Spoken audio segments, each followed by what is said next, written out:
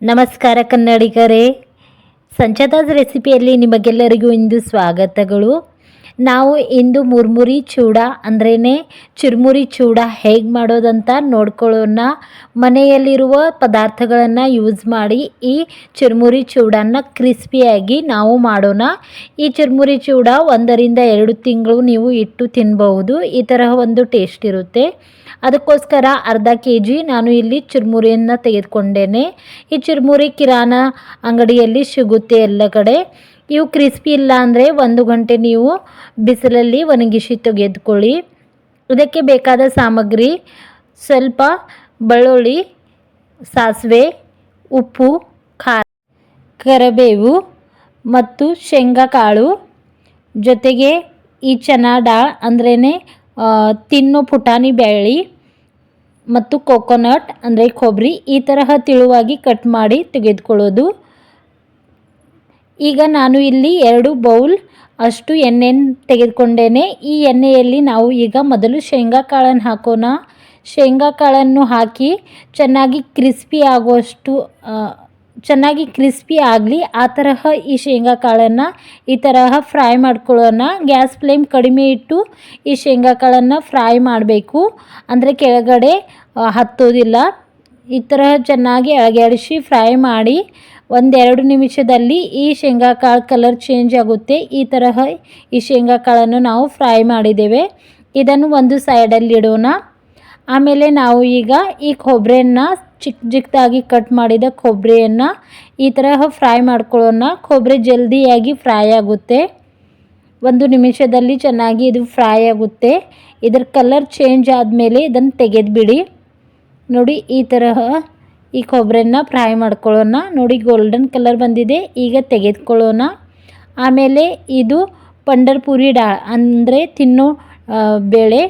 ಈ ತರಹ ಇದು ಜಲ್ದಿಯಾಗಿ ಫ್ರೈ ಆಗುತ್ತೆ 1 ನಿಮಿಷದಲ್ಲಿ. ಇದನ್ನು ತೆಗೆದುಕೊಳ್ಳೋಣ. ಆಮೇಲೆ ಕರಿಬೇವನ್ನು ಈ ತರಹ ಫ್ರೈ ಮಾಡ್ಕೊಳ್ಳೋಣ. ಕರಿಬೇವು ಚೆನ್ನಾಗಿ ಫ್ರೈ ಇದ್ರೇ ಚೂಡ ಚೆನ್ನಾಗಿ ಕ್ರಿಸ್ಪಿಯಾಗಿ ಬರುತ್ತೆ. ಆಮೇಲೆ ಲಾಸ್ಟಲ್ಲಿ ನಾವು ಬೆಳ್ಳುಳ್ಳಿನ ಇದರಲ್ಲಿ ಫ್ರೈ ಮಾಡ್ತಾ ಇದ್ದೇವೆ. ಬೆಳ್ಳುಳ್ಳಿನ ಹಾಕಿದ ಮೇಲೆ ಅವಾಗಿಂದ ಅವಾಗೆ ತೆಗೆದುಕೊಳ್ಳಿ. ಈಗ ಇದೇ ಎಣ್ಣೆಯಲ್ಲಿ ನಾವು ಒಗ್ಗರಣೆಯನ್ನು ಹಾಕೋಣ. ಸೊ ಫ್ರೆಂಡ್ಸ್, ನಾನು ಯಾವುದೇ ಕಾರಣಕ್ಕೋಸ್ಕರ ನನ್ನ ಕಡೆಯಿಂದ ಈ ವಿಡಿಯೋ ಡಿಲೀಟ್ ಆಗಿದೆ. ಇದರಲ್ಲಿ ನಾವು 1 ಟೀ ಸ್ಪೂನ್ ಸಾಸಿವೆ, ಸಿಹಿಗೆ ತಕ್ಕಷ್ಟು ಉಪ್ಪು, 2 ಟೀ ಸ್ಪೂನ್ ಖಾರ ಮತ್ತು ಸ್ವಲ್ಪ ಅರಿಶಿನ ಹಾಕಿದ್ದೇವೆ ಇದೇ ಎಣ್ಣೆಯಲ್ಲಿ. ಮತ್ತು ಈ ಎಣ್ಣೆ ಯಾವಾಗ ಬಿಸಿಯಾಗಿರುತ್ತೆ ಅದೇ ಟೈಮಲ್ಲಿ ಇದು ಒಗ್ಗರಣೆಯನ್ನು ಈ ತರಹ ಈ ಚುರುಮುರಿ ಮೇಲೆ ಹಾಕ್ಕೊಳ್ಳಿ. ಬಿಸಿ ಇದ್ದ ಟೈಮಲ್ಲೇ ಹಾಕಬೇಕು, ಅಂದರೆ ಈ ಚೂಡಕ್ಕೆ ಚೆನ್ನಾಗಿ ಕಲರ್ ಬರುತ್ತೆ ಮತ್ತು ಕ್ರಿಸ್ಪಿಯಾಗಿ ಕೂಡ ಇರುತ್ತೆ. ಆವಾಗಿಂದ ಅವಾಗೆ ಇದನ್ನೆಲ್ಲ ಚೆನ್ನಾಗಿ ಮಿಕ್ಸ್ ಮಾಡ್ಕೊಳ್ಳೋಣ. ನಿಮಗೆ ಖಾರ ಉಪ್ಪು ಸ್ವಲ್ಪ ಕಡಿಮೆ ಅಂದರೆ ನೀವು ಇನ್ನಷ್ಟು ಎಣ್ಣೆ ತಗೊಂಡು ಅದರಲ್ಲಿ ಹಾಕಿ ಫ್ರೈ ಮಾಡಿ ಆ ಒಗ್ಗರಣೆಯನ್ನು ಇದರಲ್ಲಿ ಹಾಕಬಹುದು.